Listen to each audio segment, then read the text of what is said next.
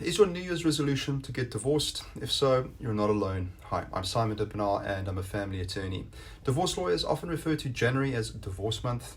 This doesn't mean more divorce decrees are issued in January, but it does mean that many couples start divorce proceedings. Now, why is that? And what action should you take if you've decided to divorce?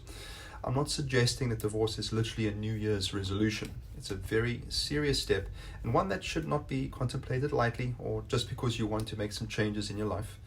Before ending your relationship, have you all weighed up all of your options and considered all the alternatives, such as counseling? Some couples, after taking stock of their circumstances, decide to stop bickering and see a couples counselor to effect real change. Others make the hard choice to move on and start anew. I'm here to help if that's you. Last year, we had just emerged from 2 years of COVID-19 restrictions, which placed a huge strain on many relationships and families.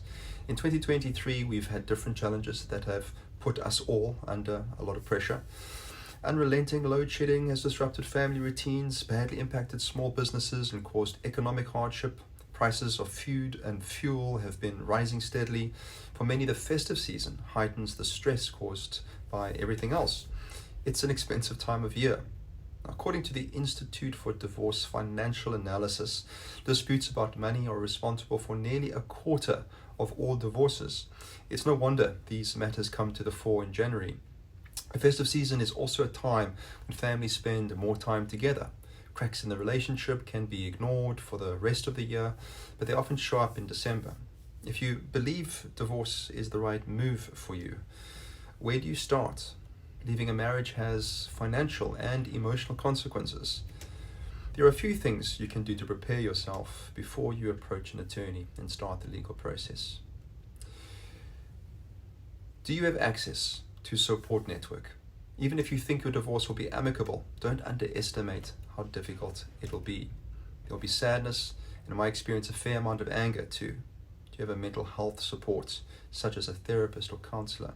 Will your friends and family support you? If you're anxious that your family may oppose the divorce, confide in a trusted friend and ask them to be your divorce buddy. Then, do you have a family lawyer? It's important to find someone you feel comfortable with.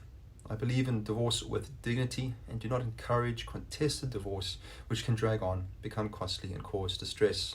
At ST Law, we do not take an adversarial approach. Create a record of your income and expenditure over the past year. This will give you an idea of your needs when it comes to claiming maintenance, or your means if you have to pay maintenance. Even if you have not been responsible for the family finances, you need to know the cost of maintaining the household.